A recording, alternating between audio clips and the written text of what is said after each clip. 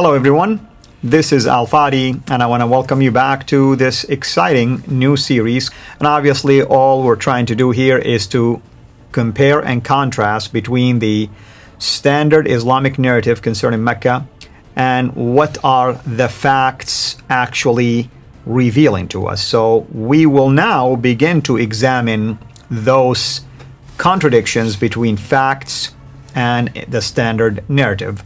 And today we will start with one of the many series of these problems. We're going to call today's episode The Problem with Sources.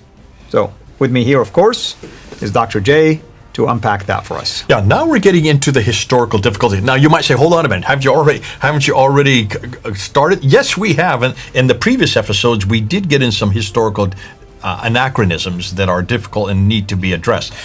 What I want to do now is look at more specific problems, because this is the difficulty that Mecca has.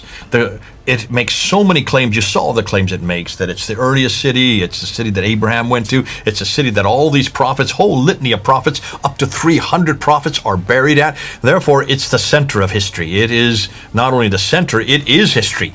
Because all the prophets from Adam all the way up until today, well, Muhammad's not buried there, he's buried in Medina, but all the other prophets are buried there. Then all of history is centered on Mecca. It's great to be able to lift Mecca up so high, but the higher you lift it, the more you put him up on a higher pedestal, the farther he's going to fall. And now we're going to start watching that fall. Because of the claims they made, they have, in many ways, they have just destroyed themselves historically. So let's go into the historical problems and let's ask the first question. And of course, there it is right on the screen. Everything is too late and too distant. This is not something that we're just taking out of the hat. We've talked about this many times before. Right. So in some ways, this is review. Let's go ahead and let's look and see what we're talking about now. I want to show this timeline because timelines really help people. It's one thing to say it and you start hearing all these dates, but you're not really putting it into place. So I want people to look at this timeline. Let's go to the slide. Let's start then with the emergence. This is how the Islamic standard narrative, the standard Islamic narrative has always said, and this is what they tell us.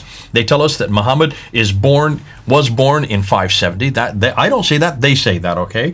And that we know that the Quran was first revealed in 610. So you're talking about 40 years into his life, he starts to receive this Quran from Jibril there in Mecca. So he's been in Mecca since 570, he's still in Mecca, 610, 40 years later, and he's up in the cave, the Hira cave, and he starts receiving this revelation. Now, what we do know is that about 621, 11 years later, suddenly he's woken up in the middle of the night, told to get on the back of the winged horse, who flies him up to Jerusalem, and from Jerusalem he then goes up to the seven heavens. That's called the Mi'raj. How do you say it? Mi'raj. Yeah. I'm not going to even try to desecrate your language. You do such a good job of doing it correctly. Please stop me and correct me every time we get to these words. That happens in 621.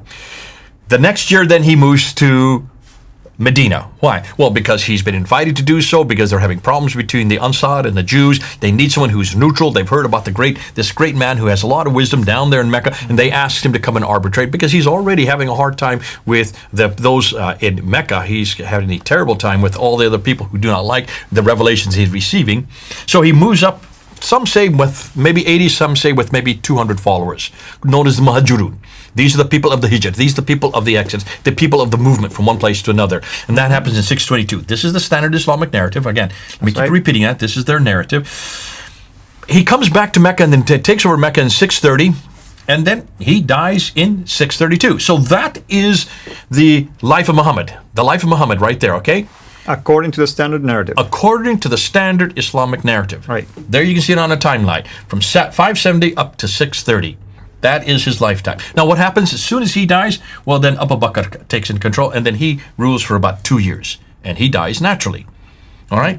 632 to 634. So someone else has to take over. Umar comes in and takes over. And he is around from 634 to 644, so he's there for another 10 years. There he is right there, okay? That's Umar. He is killed. Right. So when he is killed, Uthman has to come and take over. Boom, boom, boom, boom, boom, bounces back in here, there's Uthman. Now, while he is in power between 644 and 656, the Quran then is finalized, is canonized, is compiled in its final form. Right. There's 652, that's why I have it on the timeline there. So we're talking about, roughly, we're talking 20 years after Muhammad's death here in 632. You then finally get his final compilation in 652. He is killed as well. Like Umar, he is killed. And so Ali takes over, and Ali rules for just 5 years from 656 up to 661. He is killed as well. So of these rightly guided caliphs, 3 of them are killed. Once that finishes in 661, that is the end of what we know as the Rashidun period, the time of the rightly guided caliphs. So from this period up to this period, up to this period, 40 year, from let's say 624 when the caliphate was introduced up till 661, 40 years is the golden era. This is everything the standard Islamic narrative has told us. And what we're told is that Muhammad lived in Mecca up until 622, then he moved to Medina, and then Abu Bakr, Umar, Uthman, and Ali all ruled from Medina. So that's the Hijaz. This is the standard Islamic narrative. Look at it on a timeline. Right. Can you see then there's going to be some problems with this? Because if this is the case, by the time Ali comes into power, and by the time he dies and Muawiyah takes over the beginning of the Umayyad Caliphate in 661, then you have, by that time, they now have control all the way from almost Libya in the west to over here, Afghanistan in the east. That whole swath. I'll put up a map just a bit. Hold on a minute, but before we get on it. Now, I want to say, that's a great story. You've heard it. I've heard it. You've grown up with it. I've grown up with it. That's the only story we've ever heard. That's the narrative that everybody's told us. But hold on, where does that come from? Let's put this timeline up again. So we got a new timeline. This is the Islamic, the standard Islamic narrative. Where do they get all this story about Muhammad? Well, he dies in 632, right? Is that the time this story is put together? You'd like to think so, right? I mean, that's what you would expect, but that's not the case. Okay, you know the answer to this, and I know you don't want to say it right now because we want to look at the timeline again. That's right. We would hope that the death of Muhammad, there was someone there who saw him die, or there was someone there who was around to write down what had happened when he died. There was someone there who would write the story down, right? That's correct. I mean, at least that's what biographies are all about. At least you write something as an eyewitness. Maybe somebody later will improvise if you wish, but at least you start with an eyewitness account. When Jesus died, was there anybody there to notice that he died?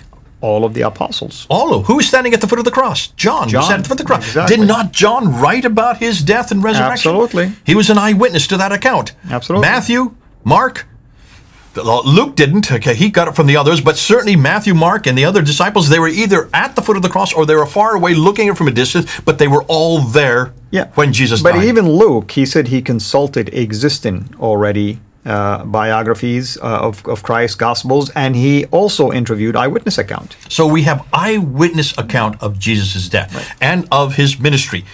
Certainly Matthew and John were with him for the last 3 years, so they knew everything he said, everything he did. They were right there. They were privy to everything they saw and everything they heard, right? That's what we would expect of some Muhammad, because we're talking about 2,000 years ago. Now we're only talking about 1,400 years ago, 632. Who was there? Well, we know that nothing was written down right after his death. We have the Sirah of the biography. This is the first time we read about him. This guy here, Ibn Ishaq. Look at his date, 765. Muhammad dies in 632. 765. We're talking about 130 years later. Yeah, you can't tell me that somebody lived that long. It's just impossible. Everybody would have talked about that person. That's right. You know good and well that he was not there at Muhammad's death. He was not there to know Muhammad. He's writing a biography that's 130 years later. But hold on a minute. We don't have Ibn Ishaq, do we? No, Who do we go to? We don't go to Ibn Ishaq. We go to this guy here. Ibn Hisham. Ibn Hisham. We go to this guy here. Take a look at this. Look at his dates, 833. We have nothing from Ibn Ishaq at all. That's why I put him in light yellow. I put him in light green. So let's get rid of him, okay? Bingo. Let's just get rid of him. Why? Because we don't have him. Right. Throw him out. And let's go to Ibn Hisham. So Ibn Hisham is the first to write down the Sirah to Rasulullah, which would be the biography of Muhammad. He writes and dies in 833. There's one other comes after, and that's Al-Waqidi. So Al-Waqidi would be the other one that comes after him. Right. So there you have those two. But it's not just the biography we want to talk about. We also want to talk about the sayings of Muhammad. These are the more important. These are the what that tells you how to walk, talk, eat, drink, sleep 24/7. You need to know what you need to do as a Muslim. You need to go to the Hadith. So who is the first one to write down the Hadith? Let's put up the timeline again. And there's the sayings, and we have to go to Al-Bukhari, 870. So he's way over here writing down for what Muhammad said way back there. Right. I mean, I want just people to look at this. What we're telling you is this, according to the standard Islamic narrative, the primary sources that will tell you about Muhammad or what he said, or how he lived, how he behaved, are at least 200 years and more beyond his life. Okay, exactly. He's not the only one. We have some other ones. Let's look at these ones. Sahih Muslim. Take a look at Sahih Muslim there. 875. Let's look at some other ones. Here you have At-Tirmidhi. Sorry, 884. Here's another one. Ibn Majah. You go ahead and say the name. Yeah. Look at, and I'll do the date. 887. Abu Dawood, 899. right? And Nisa'i. 915. These are the 6 major compilations of the hadith. These are the most authoritative According ones. to the Sunni, of course, according to the edition. standard Islamic narrative. Right. These are the ones you have to go to understand what Muhammad said. These 6. The first is Al-Bukhari, 870. I want everybody to visualize this, 870. But we still have 2 more genres of the standard Islamic narrative, the Islamic traditions that we need to go to. And that would be the tafsir and the tahriq. I have them in brown because they are a different genre. And who is the first to write that down? The first guy to come up with that material is Al-Tabari, 923. 923. Look at that. Everything that you hear about the tafsir, like Badawi, Zamakhshari, Suyuti, and all these others, they come after 923. And the tahriq, the histories, they come after 923. He is the first to write this down. Now, why is that important? Well, let's look at the dates. Look at the years. Can you see I've got it right there? Right, yeah. So people can see it right there also. 201 years between Muhammad's death and the time that Ibn Hisham writes about that death. I mean, people can ask 200 years. yourself, can you truly believe there was an eyewitness that survived that long? So before we even do that, we need to talk about where this was introduced.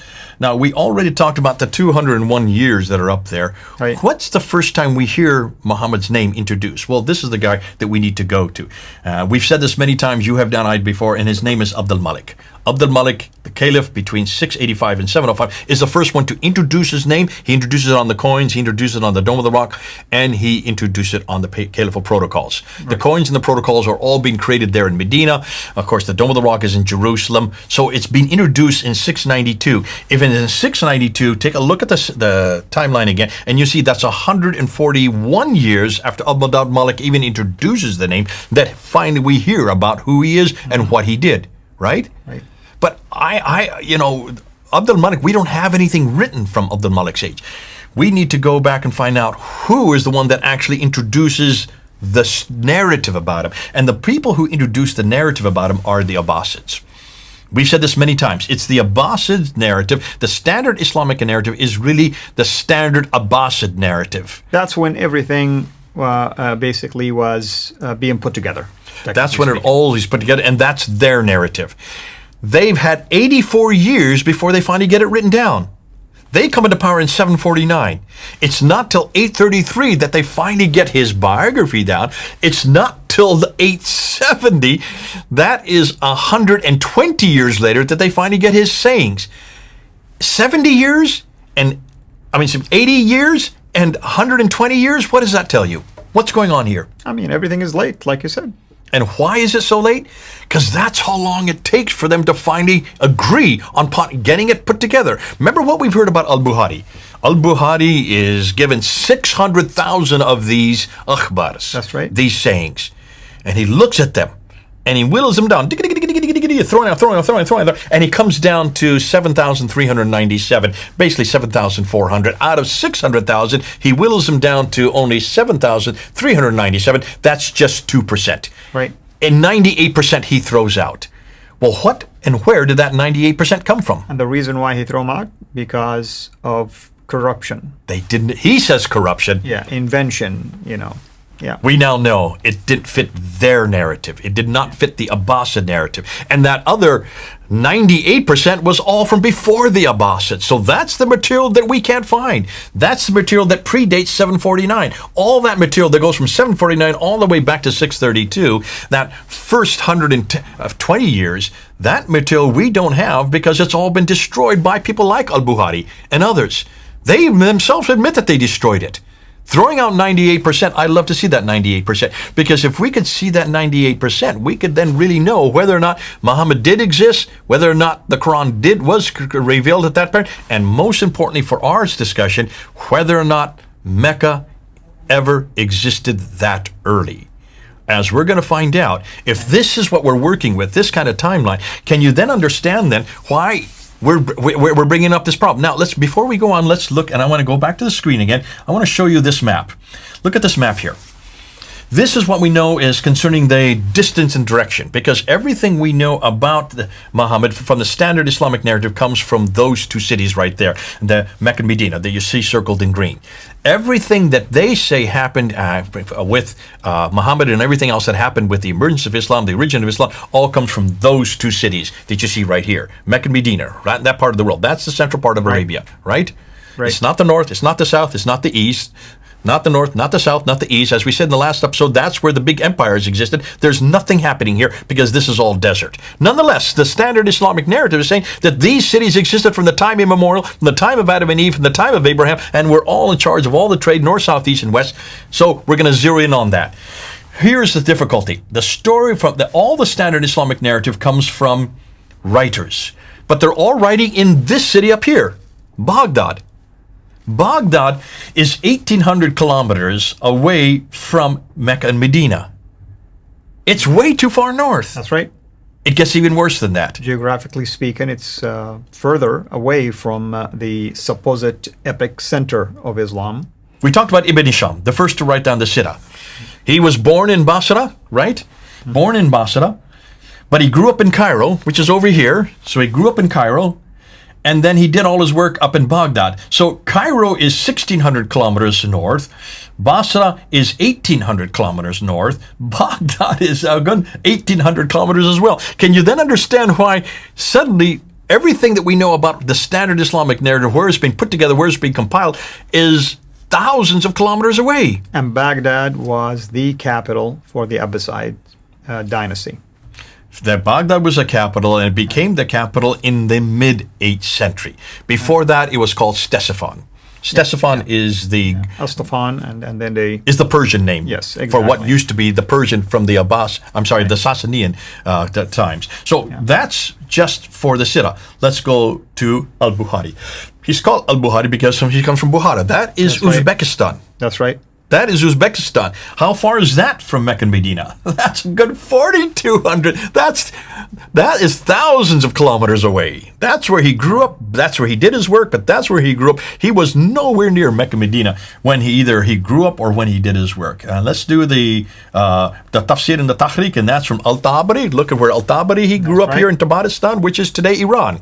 That's right. So Iran, Uzbekistan, Iraq, Egypt.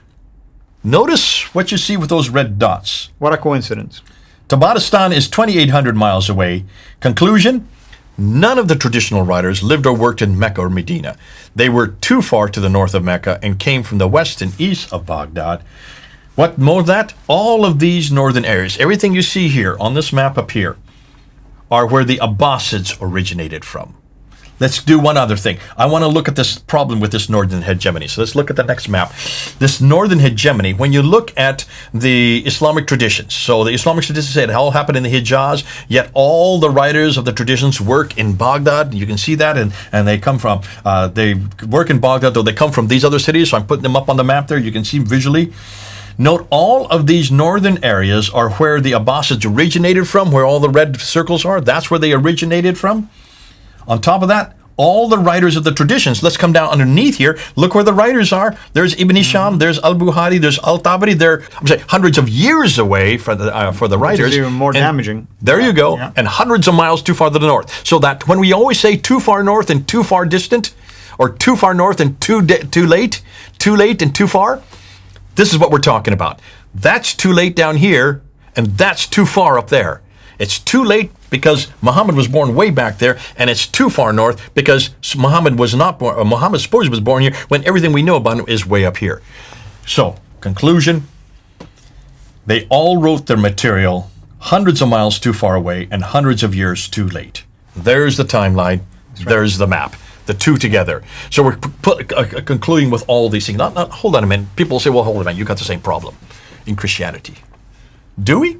Let's do the same timeline, and let's look at Christianity, and let's look at Jesus Christ. So what I'm going to do now is I'm going to show you where our writers write about Jesus Christ, and I'm going to give the most liberal dates possible. You're not going to agree with these dates. You're going to get all upset. Don't worry about it. I want to show you with even the most liberal dates. For those of you who are watching me, many of you are going to get upset, you Christians. Hold on. I'm doing this intentionally. I want to take not the conservative dates. I want to take the liberal dates. Let's look and see what we know about Jesus, and let's ask the same question about Jesus. When he was born, who wrote it, when they lived it, when they wrote about what he said and did. So let's start with there's Jesus in 33 A.D. Now, the Tahrik is the first to be written down. So this would be the history of the early church. And that's the book of Acts, the history of the early church. Now, we know that was written by Luke between 52 and 62 A.D. So we're talking roughly 20 to 30 years after Christ died. You have the Tahrik. I think you're referring to the history book, basically. Right? History of the early church would be it would be. That's why I have it in brown, because I'm trying to do like with like. The Tarikh of the church, basically, is represented by the book of Acts. And the Tahrik of Tabari would be the equivalent to the Tahrik of Tarikh the al-Tabari New Testament. versus Tarikh Muhammad al-Rasul. Now let's look at the tafsir. So the tafsir would be the commentaries of Paul. Paul begins to write within 15 years of Christ's death and then continues up until 65 AD. So that's within 15 to 34 years of Christ. You have the tafsir. The tafsir of al-Tabari would be corresponding to the tafsir of Paul. Paul is the one who then unpacks what Jesus said in all of his letters in the different cities. Then we get to what Jesus actually did. Well, then you need to start with Mark. Let's start with Mark and let's put him at 70 AD. I know some people are going to get upset with me. I'm looking at the most liberal dates. 70 AD is when the Sirah, which would be the biography of Jesus' life, and the Hadith, which would be the sayings of Jesus, were first written down by Mark. That's within 37 years of Jesus' death. And then you have Matthew and Luke, which would be the other two Gospels, written around 80 AD. So that's the Sirah and the Hadith now. So we have three Gospels of Mark, Matthew, and Luke, written within 37 to 47 years of Christ's death. And then finally we have the Gospel of John, which would be the last Sirah and the last Hadith, written about 90 AD. So within 57 years of Christ's death. Again, I mean, some might jump in right now and watch this, and I know we're going to get a lot of hate mail, hate comments. We're giving you the most liberal dates out there just to make our point clear. That's what we're doing. We're trying to show you. Yeah. I mean, listen, I don't agree with these dates necessarily, but they're all before 90 AD, That's okay? right. If we can all agree on that, they're all before 90 AD. And they Christ see the died in conservative 33 AD. dates in the brackets. They can see them. Okay.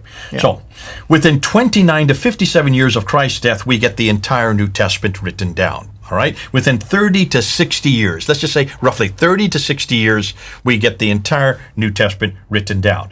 Note, and take note of this. All of the New Testament writers, whether it is Luke or Paul or Mark or Matthew or John, all of them were writing in the same place Jesus lived. That's right. I mean, that's the main point. They were eyewitness, basically, to what he has done. Peter makes that case in 2 Peter chapter 1, starting from verse 16. They're not writing hundreds of miles away. That's right. See, if they were writing hundreds of miles away, in comparison to what we now know about the writers who wrote about Muhammad's life and what he said, they would have to be living way up in Turkey. None of them lived way up in Turkey. They lived in Palestine. They lived where Jesus lived. They actually were in the same towns, the same cities. They were with him for 3 years. At least two of them were, okay? That's the first thing. They either knew him personally or they got the material from others who saw what he did and heard. And they were all writing their material down within 30 to 60 years of Christ's death. Now, can you then understand why the scholars have such a problem with the traditions of Muhammad? Because everything they say concerning Islam's late date, everything they know about Islam, everything they know about Mecca, did not exist in the 7th century at all, but evolved over a period of 200 to 300 years. The Quran, the book that Muhammad supposedly was revealed to, was not written in 22 years like the standard Islamic narrative wants to tell us, but likely evolved over a period of 50 to 100 years. The conclusion is the history of Islam and the city of Mecca, at least from the time of the Caliph Abdul Malik and before, is a later fabrication. And that's why, look at their concerns. I'll just put it up there just for you to see. Look at their concerns. Why in the world did it take so long to write this down? Why is it no one actually lived in Mecca to write about it in Mecca? That's right. And Muslims always say, because they were not literate. No, come on. All the way from over in the West, Libya, to Afghanistan in the East, by the time the Muawiyah and the Umayyads come into power, from the first rightly guided caliphs, That includes Muhammad, that includes Abu Bakr, Umar, Uthman, and Ali. You're saying that nobody actually lived in that area, or that could read or write? No one could read or write in any of that area? Amen. And how come none of these writers says, well, I went down to Mecca and Medina and I interviewed so-and-so and interviewed so-and-so? You don't read something like that. Usually nothing like that. Yeah. You can see why, because they lived 200 to 300 years too late. So obviously, where did these biographers, where did they get the material from? And should we even entrust it if it's 200 to 300 miles? Should we not go back to the same time period? Should we not go back to Mecca? Should we not go back to the 7th century? And we do. We need to go back to the 7th century. We need to go back to Mecca. And let's see what they're finding. And that's what we need to talk about. So we're not interested. Folks, everybody listen to me. I'm not going to say it too many more times. We're not interested in the 9th and 10th century. We're interested in the 7th century. We want to go back to the century that Muhammad actually lived. We want to go back to the place that he lived in Mecca. We need to go back to Mecca in the 7th century, not in what the 9th and 10th century have redacted back. That's what we're going to be doing next. So, obviously, the next thing we're going to look at is, and before we do that, let me just quickly put up this map. Let me just put this map just to end this off. Take a look at this map. Let's look at the slide here. This is the map that we need to look at, because when you look at this map here, you can see, and if you just, if we look at the slide, if you look at the brown area, if you could look at me, point at this brown area here, that's the part of, according to what the standard Islamic narratives have, existed by the time Muhammad died. So right in that brown area. Which is the Hijaz region with a smaller portion of the Najd region, basically. And coming down here to the all the way Hadramaut. to Yemen, and Then, Hadramaut. by the time we get to the time of Uthman and Ali, then you get this orange area here. Right. But by the time we get to, Ali, so Uthman Ali, you get to this period. So from this place, which is Afghanistan, all the way over to Tripoli, by the time Muawiyah comes to power, this whole swath of land is now under the control. And this is the area that I want to talk about. So I want to talk about the pink, the orange, and the brown area. Those three areas. Let's look at this area, because this they controlled. They controlled all of that area. And that includes Afghanistan, that includes Iran, today Afghanistan, today Iran, that includes Iraq, today's Iraq, that includes Jordan, that includes Syria, that includes Lebanon, that includes Israel, that includes all of Saudi Arabia, and that includes Egypt and Libya. So that whole swath of land was there under the control by the time that Muawiyah comes to power in 661. Meaning that we need to go back to this map, to this area, and to that time. That's what we're going to do next. Wonderful. I hope everyone is enjoying this series. And as you heard, when we come back, we will begin to visit these areas, and we will talk also about the Arabic language and also its implication when it comes to the Quran, among many other issues that we will be raising. Hopefully, you can join us back again, and thank you for your interactions and your comments. Keep them coming. And if you are a Muslim, basically, we are so thankful, of course, that you're making time to watch this.